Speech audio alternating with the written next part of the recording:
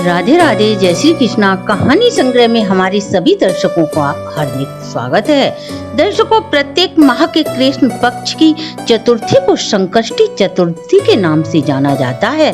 प्रत्येक संकष्टी चतुर्थी के अलग अलग नाम व उनकी व्रत कथाएं भी भिन्न भिन्न होती हैं। इस कथा का महात्म्य माता पार्वती के पूछने पर गणेश जी ने उन्हें बताया था। आइए इसकी महत्म कथा क्या है जाने।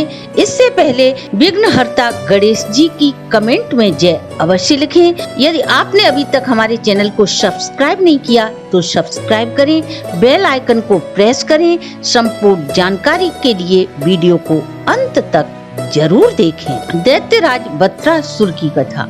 माता पार्वती भगवान श्री गणेश जी से कहती हैं, हे लंबोदर गणेश, कार्तिक कृष्ण चतुर्थी को किस नाम वाले गणेश जी की पूजा किस विधि से करनी चाहिए?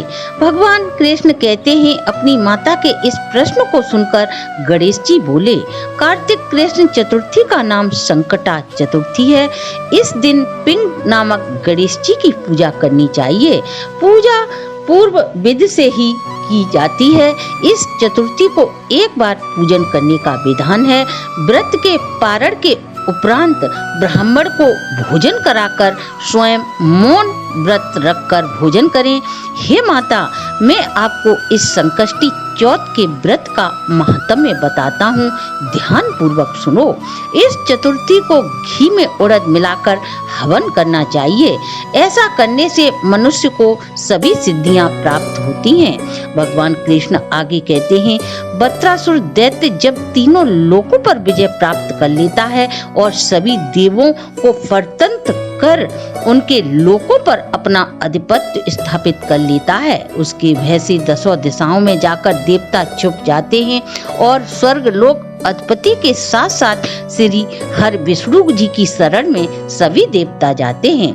देवों की पीड़ा सुन भगवान श्री हरि बोले, समुद्री द्वीप में बसने के कारण निरापद होकर वे उच्चकल और बलशाली हो गए हैं। दैत्य और ब्रह्मा जी की तपस्या कर किसी देव से परास्त न होने का वरदान पाकर वे भयहीन हो गए हैं। अतः आप सभी ऋषि अगस्त्य की शरण में जाएं। वे आपकी परेशानी को समझकर संपूर्ण समुद्र के जल को पीकर उनको आश्रयहीन कर देंगे। तब सभी दैत्य अपने पिता की शरण में जाएंगे और आप सुख पूर्वक स्वर्ग लोक में निवास करेंगे। अतः आप शीघ्र ही अगस्त जी की शरण में जाकर अपने कष्टों का निवारण करें। श्री हरि के परामर्श अनुसार सभी देव अगस्त मुनि की शरण में जाते हैं। मुनि उनकी समस्या को सुनकर उन्हें समाधान का आश्वासन देते हैं और कहते हैं, आपकी समस्या का शीघ्र ही निदान होगा। सभी देवता निश्चिंत होकर अपने अपने स्थान को लौट जाते हैं। देवताओं के जाने के बाद ऋषि सोचने लगते हैं, 1,00,000 योजन समुद्र के जल का पान मैं कैसे करूं? यही विचार कर वे भगवान श्री गणेश का स्मरण कर संकष्टी चतुर्थी के व्रत को विधि पूर्वक 3 महीने तक करते हैं।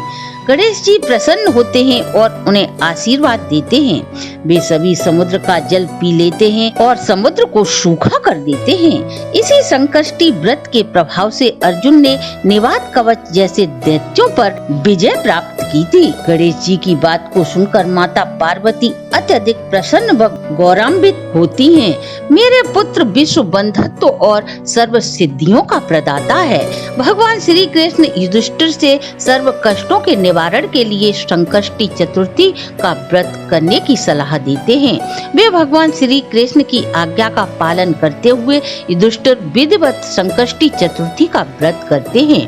व्रत के प्रभाव से उनकी सभी शत्रुओं का नाश होकर अखंड राज्य सुख को प्राप्त करते हैं। इस संकष्टी गणेश कथा सुनने मात्र से सहस्र अश्वमेव यज्ञ व सैकड़ों वाजपेयी यज्ञ का पुण्य फल प्राप्त होता है। इसके साथ साथ पुत्र पौत्रादि व ऐश्वर्य की प्राप्ति होती है। तो ये थी कार्तिक कृष्ण संकष्टी व्रत की कथा। अगर आपको हमारी प्रस्तुति अच्छी लगी हो तो आप हमारे चैनल को लाइक, सब्सक्राइब और शेयर करें।